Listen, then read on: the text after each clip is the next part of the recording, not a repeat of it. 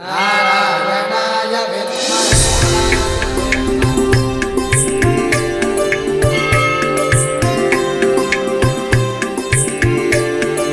పవిత్రతకు పరిమళానికి గౌదర్బార్ అగరబత్తి. ఓం గురుర్బ్రహ్మ గురుర్విష్ణు గురుర్దేవో మహేశ్వర గురు సాక్షాత్ పరం బ్రహ్మ తస్మై శ్రీ గురవే నమః. ఓం దయానందచరణౌ మనసా స్మరామి దయానందచరణౌ శిరసా నమామి. మనం భగవంతుడు అనేటువంటి ఆ తత్వాన్ని అనలైజ్ చేస్తూ దాన్ని వివరణ చూస్తూ భగములు కలిగినవాడు భగవంతుడు. భగములు అనంటే 6 లక్షణాలని చెప్పాము. ఈ 6 లక్షణాల్లో ఐశ్వర్యము, వీర్యము, యశస్సు, శ్రియము ఈ 4 కూడా గతంలో చూసాము. ఇప్పుడు జ్ఞానము, వైరాగ్యము ఇవి 2 ఇంకా భగముల్లో ఉన్నటువంటి మిగతా లక్షణాలు. ఈ 6 సమగ్రంగా కలిగి ఉన్నటువంటిదే భగవంతుడు అని మనకు శాస్త్రము వివరిస్తుంది. దీంట్లో జ్ఞానం అనేటువంటిది ఒక అద్భుతమైనటువంటి ఒక శక్తి. ఐశ్వర్యము ఒక శక్తి, వీర్యము ఒక శక్తి, యశస్సు అనేది ఒక శక్తి, అది కూడా ఒక శక్తే. అలాగనే మనకు ఈ జ్ఞానము కూడా మనకు ఒక అద్భుతమైనటువంటి శక్తి. శ్రియము ఒక శక్తే. జ్ఞానము అనేటువంటి శక్తి ఏదైతే ఉందో ఇది ఒక విలక్షణమైనటువంటి శక్తి. భగవత్తత్వము యొక్క జ్ఞానాన్ని, సమగ్రమైన జ్ఞానాన్ని గుర్తించగలిగేటువంటి ఏకైక బుద్ధి ఆర్ ఉపాధి ఏదైనానంటే అది మనిషి మాత్రమే. పశుపక్షాదులు వాటికి సామాన్యమైన జ్ఞానంతో వెళ్ళిపోతూ ఉంటాయి. కానీ ఒక విశిష్టమైన జ్ఞానాన్ని, విశేషమైన జ్ఞానాన్ని, విలక్షణమైన జ్ఞానాన్ని, ఒక మహత్తరమైన శక్తివంతమైనటువంటి ఆ అఖండమైన జ్ఞానాన్ని గుర్తించాలంటే ఆ గుర్తించే బుద్ధి కూడా దానికి అర్హత కావాలి. ఆ బుద్ధికి ఆ అర్హత ఉంటేనే ఆ ఉపాధి సార్థకత. అంటే ఆ భగవత్తత్వంలో ఇమిడి ఉన్నటువంటి ఈ మహత్తరమైన జ్ఞానాన్ని గుర్తించలేకపోతే ఈ ఉపాధి కూడా జస్ట్ అంటే కొద్దిగా సొఫిస్టికేటెడ్ యానిమల్ లాగా, అంటే ఒక విలాసవంతమైన పశువులాగా బతికినట్టే తప్ప మానవత్వము లేకపోతే మానవ మేధ, మానవ ఆ ప్రజ్ఞ అనేటువంటి దానికి పూర్తి సార్థకత అనేది లభించదు, దానికి సాకారం కాదు. అందుకనే ఇక్కడ ఈ మహత్తరమైన జ్ఞానాన్ని గుర్తించడం ఎలా గుర్తిస్తాము? మీరు బాగా గమనిస్తే ఈ ఎండాకాలంలో మనకు మామిడి పండు మనం తింటాం. సుమారుగా ఏప్రిల్ తర్వాత మే, జూన్ ఈ మాసాలన్నీ కూడా ఏప్రిల్, మే, జూన్ నుంచి మనకు మామిడి పళ్ళు వస్తుంది. 3 నెలలు 4 నెలలు సీజన్ ఫ్రూట్స్ అంటాం. అది మానవ మీద ఎలాంటిది అయిపోయింది అంటే ఆ 4 నెలలు తినడం మానేసి, లేకపోతే అప్పుడు తిన్నా దాన్ని దాచిపెట్టేసి ఫ్రీజర్లో పెట్టి దాన్ని సంవత్సరం పొడుగుతా తినాలి, లేదా దాన్ని ఇంకో రూపంలోకి మార్చి 2 ఏళ్ళైనా 3 ఏళ్ళైనా పెట్టుకుని తినాలనేటువంటి స్థాయికి ఎదిగాం మనం. యాక్చువల్గా చెప్పాలి అంటే దాన్ని ఆ సీజన్లో తింటేనే మన శరీరానికి అది ఆరోగ్యాన్ని ఇస్తుంది. No doubt in that. మామిడి పండులో ఏదైతే శక్తి ఉంటుందో నో డౌట్ దాంట్లో ఉండే మినరల్స్ ఏవైతే ఉంటాయో, దాంట్లో ఉండే వైటమిన్స్ ఏవైతే ఉంటాయో, దాంట్లో ఉండే మిగతా ఆరోగ్యాన్ని, ఆరోగ్యకరమైనటువంటి అంశాలని సూచించేవి ఏవైతే ఉన్నాయో గుణాలు, అవన్నీ కూడా మామిడి పండు ప్రకృతి అనేటువంటిది ఆ సీజన్లో ఎందుకు పెడుతుందని అంటే ఆ ప్రాంతంలో ఆ సీజన్లో వాటిని మనం కన్జ్యూమ్ చేయాలి, తినాలి. అప్పుడే మన శరీరానికి అది పూర్తిగా దాని యొక్క గుణాలని, దాని యొక్క లక్షణాలని మనం పొందుతాము. అన్సీజన్లో తీసుకోవడం వల్ల ఏమిటనంటే, అన్సీజన్లో తినడం వల్ల అదొక విలాసవంతమైనటువంటి ఒక పదార్థం అవుతుందే కానీ ఆ సీజన్లో తీసుకున్నంత ఆ దాని యొక్క శక్తి, దాని యొక్క విధానము అన్ సీజన్లో రాదు. మీరు ఒక మామిడి పండునే తీసుకుంటే జ్ఞానం విషయంలో పూత పూయడం చెట్టుకి, ఆ పూత పిందెగా మారడం, ఆ పిందె కాయగా మారడం, ఆ కాయ పక్వానికి రావడం, అది పండుగా పరిణామం చెందడం. పూత, పిందె, కాయ, పండు, ఈ 4 స్టేజెస్ ఏదైతే ఉందో ఇది ఒక అద్భుతమైనటువంటి ప్రక్రియ. మనం అదేది గుర్తించాం, అది ఏదో వచ్చేసింది, పండు వచ్చేసింది, తినేస్తున్నామని. అంటే జస్ట్ లైక్ జంతువులాగా అదేదో పండు బాగుంది, టేస్ట్ ఉంది, తినేస్తున్నాం. అది జంతువులకి మనకు సమానమే. కానీ ఒక్కసారి దాని వెనక, దాని ఇండెప్త్ మనం వెళితే బాగా గమనించండి. మామిడి చెట్టులో మామిడికాయ కనపడదు, కానీ మామిడి కాయ వచ్చే ముందు దాని తాలూకా పరిణామాలు ఏ రకంగా ప్రకృతిలో చోటు చేసుకున్నాయి. ఒక పూతగా వచ్చి ఆ పువ్వు పిందెగా మారి, ఆ పిందె కాయగా మారి, ఆ కాయ పండుగా మారింది. ఈ మార్చే ప్రక్రియ ఎవరు చేశారు చెప్పండి? రైతు ఏమైనా చేశాడా? లేకపోతే మామిడి తోట ఉన్నటువంటి యజమాని ఏమైనా చేశాడా? ఏమిటి చేశా? లేదండి, మేము మందు కొడతాము, సంరక్షిస్తామని. అడవిలో మందు కొట్టకుండానే, మనమేం సంరక్షించకుండానే పళ్ళన్నీ వస్తున్నాయి. అన్ని పళ్ళు అక్కడ పుట్టినవే కదా. అక్కడి నుంచే మనం తీసుకొచ్చి మనం తినేసి మన ఊర్లలో వేసుకుని ఆ తర్వాత చెట్లు మొలిసాయి అవి. కాబట్టి అసలు బేసిక్గా ఏ చెట్టు కూడా మనిషి మొలిపించింది కాదు కదా, ప్రకృతిలో ఉన్నదే. అలాగా ఒక్క మామిడి పండే కాదు, ఏ వృక్షాన్నైనా తీసుకోండి. కొన్ని వృక్షాలు పళ్ళనివ్వవు, అవి పూతతోటే చాలా అద్భుతమైనటువంటి ఔషధాలను ఇస్తుంది.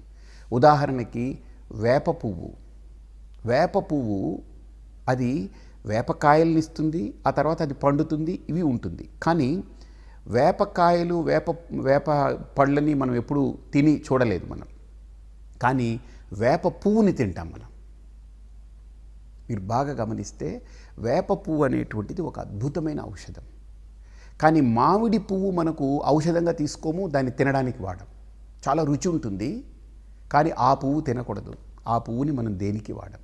కానీ వేప పువ్వుని తీసుకొచ్చి ఎండబెట్టి దాన్ని వేపి, దాన్ని నెయ్యిలో వేపుకొని, దాన్ని కొద్దిగా ఉప్పు, కారము ఇటువంటివన్నీ కలుపుకొని అన్నంలో తింటారు. ఒక ముద్ద అన్నంలో తింటారు. అది అద్భుతమైనటువంటి ఔషధంగా పరిగణింపబడుతుంది. వేప పువ్వులో ఉంది. అలాగనే పువ్వు, కాయ ఉపయోగపడేటువంటి ఒక చెట్టు పెట్టాడు భగవంతుడు. అంటే భగవంతుడు అని నేను అంటున్నానంటే ఆ తత్వము, ఆ జ్ఞానం అనేది చూడండి. వేప చెట్టులో కాయని తినలేం, పండుని తినలేం, పువ్వుని తింటాం. అంటే తినకూడదని కాదు, వేపకాయలు, వేప పళ్ళు తినకూడదని ఎవరు ఎక్కడా అది నిషిద్ధం కాదు, కానీ అది తినలేం మనం. అది తినాల్సిన పని లేదు. కానీ వేప పువ్వుని తింటాం. మామిడి పండు, మామిడికాయ వాటిని తింటాము. మామిడి పిందెల్ని కూడా మనం ఏదన్నా ముక్కలు వేసుకుని తినొచ్చు. కానీ మామిడి పూతని మనం పట్టుకొచ్చి దాన్ని వేపేసి దాన్ని ఇంకోటి చేసి తినేది ఎక్కడా లేదది. అంటే దాంట్లోనేమో కాయ, పండు, పిందెలు పనిచేస్తాయి, పూత పనిచేయదు. ఇందులో వేప పూత పనిచేస్తుంది, వేప పువ్వు పనిచేస్తుంది. కాయలు, పళ్ళు దీంట్లోకి పనికిరాదు, వాడం. కానీ పూతని, కాయని వాడేటువంటిది ఒక చెట్టు ఉంది. అదేంటంటే మునగ చెట్టు. మునగ పువ్వుని తీసుకోండి. ఆ పువ్వుని వేప పువ్వు లాగానే ఎండబెట్టి, వేపి, దాంట్లో ఉప్పు, కారం కలిపి ఒక పొడిలాగా, దాన్ని ఇంకేం చెయ్యక్కర్లేదు, పొడి కొట్టక్కర్లేదు, దాంట్లో అది వేసి అన్నంలో కలుపుకొని తినగలిగితే అద్భుతమైన ఔషధం. అలాగనే మునగ ఆకుకు తింటాం మనం. మునగాకుతోటి కూర వండుతారు, పప్పు, రకరకాలు చేస్తారు. అలాగనే మునక్కాడల్ని వాడుతాం.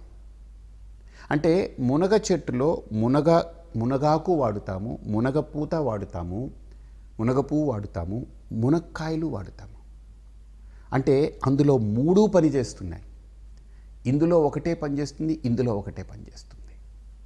అది నేచర్లో ఎందుకు ఈ రకమైనటువంటి విలక్షణత ఉంది? అన్నీ వచ్చినప్పుడు అన్నీ వాడేయచ్చుగా.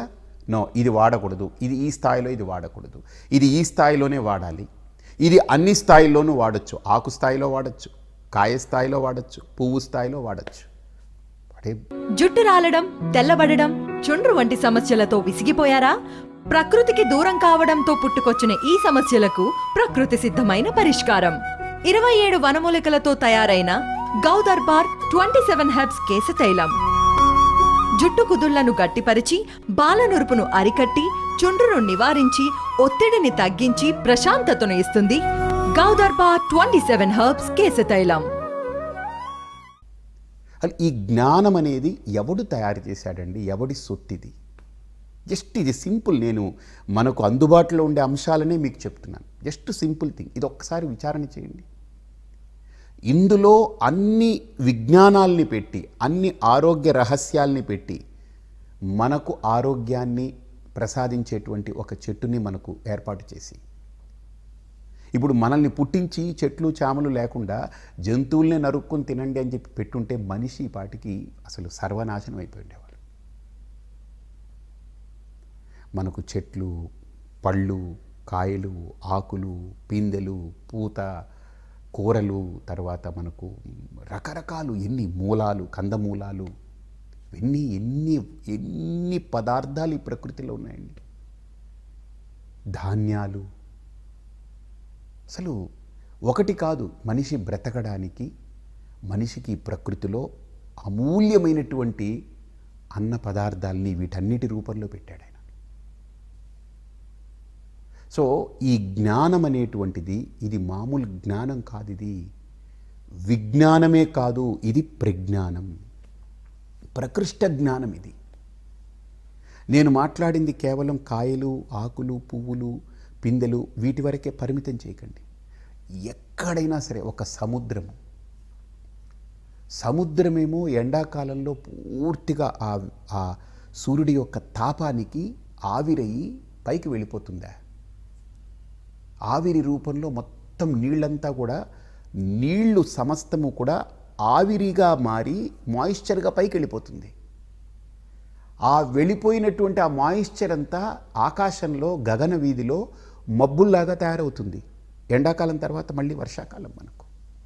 ఇది కరెక్ట్ సీజన్స్ ఉండేటువంటి ప్లేస్లో చూస్తే జ్ఞానం అనేది కనపడుతుంది. అందుకని ఇక్కడ జ్ఞానం అనేది భారతదేశంలో మనకు స్పష్టంగా భగవత్ తత్వాన్ని దర్శించగలము. ఎందుకని అన్ని సీజన్లు కరెక్ట్గా ఇక్కడ ఉంటాయి. There is a season, there is a reason for everything. Behind every season there is a reason. So దాన్ని మనం సరిగ్గా గుర్తించగలిగితే ఒక అమోఘమైన ఒక అమరిక ఇది. వర్షాకాలంలో అంత మబ్బులుగా మారినటువంటి, అంటే ఎండాకాలంలో ఆవిరైనటువంటి జల బిందువులన్నీ కూడా మబ్బులుగా తయారయ్యి వర్షాకాలంలో ఆ మబ్బుల నుంచి నీళ్లు కింద పడుతుంది. కానీ మీరు గమనించండి, కింద సముద్రంలో ఉన్న నీరు ఉప్పు కసింగా ఉంటుంది. అది పైకెళ్ళి మబ్బులుగా మారి అక్కడి నుంచి పడే నీళ్లు, వర్షం నీళ్లు తీసుకొని తాగండి. డైరెక్ట్గా పడుతుంటే దాని చేతిలో ఉన్న దేంట్లో పట్టి తాగండి. ఇంత ఉప్పు కనపడదు మీకు. ఏమైంది పైన? ఎలాగ ఆ ఉప్పదనం పోయి దాంట్లో ఒక నార్మల్ వాటర్ యొక్క ఆ ఫార్మేషన్ ఎలా తయారైంది? న్యాచురల్ వాటర్గా ఎలా మారింది? ఇంకొకటి, మనం ఆ నీళ్లు నేరుగా తాగితే, వర్షం నీళ్లు నేరుగా తాగితే జస్ట్ నీళ్లే ఉంటాయి. అది H2O ఉంటుంది, చిన్న కొద్దిగా ఏవో దాంట్లో కొన్ని ఆరోగ్యానికి సంబంధించిన కొన్ని ఉంటాయి. కానీ అదే నీరు భూమి మీద పడేటప్పటికీ కొండలు, గుట్టలు, రాళ్ళు, రెప్పలు, గుంతలు, కొప్పులు అన్నిటినీ దాటుకుంటూ చెట్లు, ఇట్లు అన్నిటినీ, చెట్లు, చామలు, పుట్టలు, గుట్ట అన్నిటినీ తగులుకుంటూ ప్రవహిస్తూ అది రాపిడి పొంది ఆ నీళ్లు దాంట్లో ఒక నూతనమైనటువంటి ఒక శక్తితోటి అన్ని రకాల మూలికల శక్తుల్ని కలుపుకొని ఆ మట్టిలో ఉన్నటువంటి ఎంతో ఆ సారాన్ని కూడా గ్రహించి అన్నిట్లో ఉన్నటువంటి శక్తులన్నిటినీ పోగు చేసుకుని ఆ గంగమ్మ పరవళ్ళు తొక్కుతూ మన దగ్గరికి వస్తుంది. With lot of minerals, values in it. ఆ నీళ్ళల్లో అసలు అమేజింగ్ ఇది ప్రక్రియ. అది నిజంగా మనిషి వాడు పుట్టిన తర్వాత వాడే నీళ్లు తయారు చేయాలి. అంటే సముద్రం నీళ్ళంతా మామూలు నీళ్లుగా మార్చుకుని వాడు అదే తాగడానికి పెట్టుకుని బ్రతకాలని అంటే, కెన్ యూ ఇమాజిన్? సముద్రం నీళ్లు ముందు మామూలు నీళ్లుగా మార్చాలి, మామూలు నీళ్లుగా మార్చిన తర్వాత దాంట్లో మినరల్స్, ఈ వాల్యూస్ అన్ని, పోషకాలన్నీ అందులో నింపాలి. ఆ తర్వాత వాడు తాగాలంటే 1 లీటర్ నీళ్లు మనం తాగడానికి ఈరోజు 50 రూపాయలు ఖర్చు పెడుతున్నాం. అది కూడా ఏంటి, మామూలు నీళ్లు బట్టి చేసింది. సముద్రం నీళ్లు మార్చి ఇలాగ ట్రాన్స్ఫర్ చేసి దాంట్లో మినరల్స్ పెడితే మినిమం 100 రూపాయలు అవుతుంది ఒక లీటర్ నీళ్లు. పాలు ఈరోజు స్వచ్ఛమైన శుద్ధమైన దేశీ ఆవు పాలు 1 లీటర్ 100 రూపాయలు అయితే, స్వచ్ఛమైన నీళ్లు కూడా ఇలాగ మనమే మన నీళ్లు తయారు చేసుకోవాలి అని కనుక పెడితే అది 100 రూపాయలు అవుతుంది నీళ్లు. ఏది, సముద్రంలో ఉన్న నీటిని. అసలు నీటినే నువ్వే తయారు చేసుకో, మాకు సంబంధం లేదు, నిన్ను తయారు చేసి వదిలేశానురా బాబు. ఇదో ఫారిన్ కంట్రీస్లో ఉంది కదా, కన్నాం కనిపడేసాం, ఇదిగో తర్వాత నీ బతుకు నీది, వదిలేసిపో అని 14 ఏళ్లకో 15 ఏళ్లకో ఎప్పుడు కొడుకో కూతురో ఇంట్లో నుంచి పోతారా అని వీళ్ళు చూస్తుంటారు, ఎప్పుడు పోదామా అని వాళ్ళు చూస్తుంటారు. అలాగా కన్నాము, ఏదో నీకు తిండి పెట్టాము, నీకు వయసు వచ్చింది, పో బయటికి పో అనేటువంటిది కనుక అదే ప్రక్రియ అయితే, భగవంతుడు కూడా మనల్ని కని పాడేసి భూమి మీద ఏ వసతి ఏ వనరులు లేవు, ఈ భూమి ఉంది, జస్ట్ నిన్ను పడేస్తున్నావు, నీ ఇష్టమని ఒక ఎడారిని మనకు అప్పచెప్పి, నీళ్లు లేవు, మొక్కలు ఉండవు, ఏది ఉండదనుకోండి, మనిషి యొక్క బ్రతుకు ఎలా ఉండేది చూడండి. పూటకి వాడి సర్వైవల్ కోసం వాడు తాపత్రయపడాలి. పూటకి ఏమీ లేదు, ప్లెయిన్ ఒక గచ్చు లాంటి ఒక భూమిని మనకు అప్పచెప్పేసి, మట్టి కూడా కాదు, గచ్చు లాంటి ఒక భూమిని మనకు అప్పచెప్పేసి, అందులో ఏం మొలుస్తుందో తెలియదు, ఏం వచ్చి వస్తుందో తెలియదు. సో నీళ్లు ఉండవు, ఏముండవు, ఇంకా నిన్ను పడేశాను భూమి మీద, నీ ఇష్టం, నువ్వే అన్నీ తయారు చేసుకో, నేను చాలా గొప్పవాడిని అంటున్నావు కదా, విర్రవీగుతున్నావు కదా, అంతా నీకు అన్నీ తెలుసు అంటున్నావు కదా, నేను విజ్ఞానిని అంటున్నావు కదా, నేను సైంటిస్ట్ని అంటున్నావు కదా, నేను సైన్స్ నాకు ఉందని అంటున్నావు కదా, నీ సైన్సు నీ విజ్ఞానము దాంతో అన్నీ తయారు చేసుకోయా, నువ్వే తయారు చేసుకుని బతుకు, నీ బతుకు, నువ్వు చాలా తెలివిగలవాడివి, స్వతంత్రుడివి అంటున్నావు. Human intelligence is independent intelligence, it is amazing, it is very అసలు ఎక్స్ట్రాడినరీ, ఇన్క్రెడిబుల్, ఇవన్నీ మాట్లాడుతున్నావు కదా మనిషి యొక్క మేధ గురించి. మరి నీ మేధావిత్వము నీ మేధాతనంతో తయారు చేసుకో అని వదిలేస్తుంటే ఈరోజు మనిషి నిజంగా ఆలోచన చేయండి, రాగద్వేషాలు ఉండవు, కామక్రోధాలు ఉండవు, ఈ కాంపిటీషన్స్ ఉండవు. అసలు మనిషి తాను బ్రతకడానికి ఉదయం లేచింది మొదలు రాత్రి పడుకునేదాకా నానా తంటాలు పడి తాపత్రయపడి, ఇంకా ఏం తిని బతుకుతాడో, ఏం తాగి బతుకుతాడో, ఎలా బతుకుతాడో అర్థం కాకుండా వాడు పిచ్చెక్కిపోయి వాడి రోజు, వాడి రాత్రి, వాడి పగలంతా కూడా ఒక్క పూట తిండి కోసం అల్లల్లాడుతూ వెంటాడుతూ ఆఖరికి వాడి చెయ్యినే వాడు కొన్ని రోజులు కొరుక్కు తిని బతికేద్దామా అన్న స్థాయికి కూడా వచ్చేస్తాడు. బయట వాళ్ళని తింటూ, లేకపోతే ఇంకో దాన్ని దొరికిందాన్ని తింటూ, లేకపోతే ఏది దొరుకుతుంది తినడానికి, ఇది అది కాదు, ఆకలికి ఏదో ఒక చెత్త దొరికినా లోపలేసేద్దాం, ఓ తుక్కు దొరికినా లోపలేసేద్దాం అనేటువంటి మనిషి సర్వైవల్ కోసం ఇంక పుట్టాము కాబట్టి ఇంకా బతుకు జీవుడా కాదు, ఇంకా అసలు చావు అనేది ఏమిటో అర్థం కాక, ఆ చావు అనేది రాక మనం ఈ భూమి మీద ఏం చేస్తూ బతుకుతూ ఉండుంటాం. బాగా ఆలోచన చేయి. ఓ సముద్రం ఉంది, నదులు తయారయ్యాయి, కొండలు ఉన్నాయి, చెట్లు చేమలు ఉన్నాయి. అసలు ఈ ప్రకృతి, ఈ అమరిక అనేటువంటిది ఎంత మహాప్రజ్ఞానం అండి. అది మామూలు విజ్ఞానం కాదు, జ్ఞానమే కాదు, విజ్ఞానమే కాదు, ప్రజ్ఞానం. అది ప్రతి అంశంలో ప్రతి అణువు ఆ జ్ఞానమయమై ఉంది. ఇక్కడ దృష్టిం జ్ఞానమయీం కృత్వా పశ్యేద్ బ్రహ్మమయం జగత్. అసలు ఒక్కసారి ఆ జ్ఞానమనేటువంటి అంశంలోకి మనం ప్రవేశించి, అంటే జ్ఞానం అనంటే నాలెడ్జ్ అంటారు, కాదు, I'm not talking about knowledge, it is not knowledge, wisdom. Knowledge is different, wisdom is different. So ఇక్కడ ఆ విజ్డమ్, ఆ ప్రజ్ఞానం, నాలెడ్జ్ అని అంటే జస్ట్ జ్ఞానం, విజ్డమ్ అని అంటే ప్రజ్ఞానం.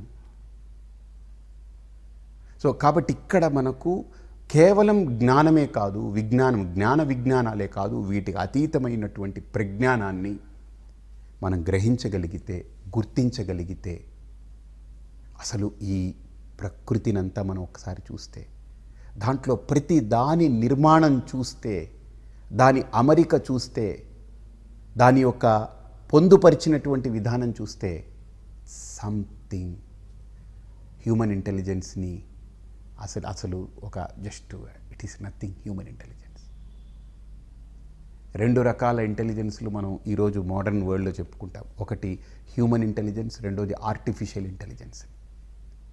కానీ నేను ఇప్పుడు మాట్లాడేది ఆర్టిఫిషియల్ ఇంటెలిజెన్స్ కాదు. అంటే మిషన్స్కి మన జ్ఞానాన్ని గుర్తుపెట్టుకోండి, మన తెలివిని, మన జ్ఞానాన్ని, మన యొక్క అంశాలన్నింటినీ కూడా మిషన్లో పెట్టి దాని ద్వారా చేయించడం అనేది ఆర్టిఫిషియల్ ఇంటెలిజెన్స్.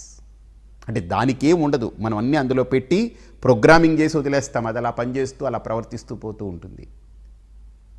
ఇప్పుడు మనిషిని ఎలాగైతే ఈ సృష్టి తయారు చేసుకు, ఈ ప్రకృతి తయారు చేసిందో, అలాగే మనిషి ఒక మిషన్ని తయారు చేసుకున్నాడు. That is artificial intelligence. కానీ మనిషిది హ్యూమన్ ఇంటెలిజెన్స్. కానీ ఈ రెండిటికి అతీతమైనటువంటిది కాస్మిక్ ఇంటెలిజెన్స్. అంటే ఈ ప్రకృతి మాత యొక్క ప్రజ్ఞానం అది. That is something extraordinary. ప్రతి అణువులో, ప్రతి అంశంలోనూ మనం చూడదగ్గది.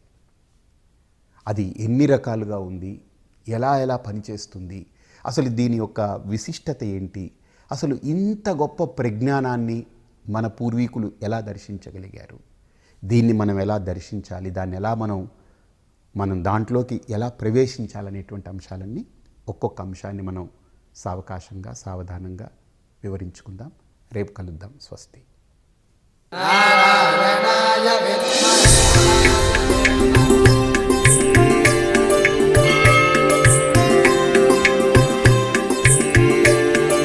పవిత్రతకు పరిమళానికి